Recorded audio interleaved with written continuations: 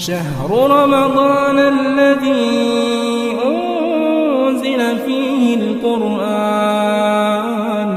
هدى للناس وبينات من الهدى والفرقان فمن شهد منكم الشهر فليصمه ومن كان مريضا أو على سفر فعدة من أيام أخر يريد الله بكم اليسر ولا يريد بكم العسر ولتكملوا العدة ولتكبروا الله على ما هداكم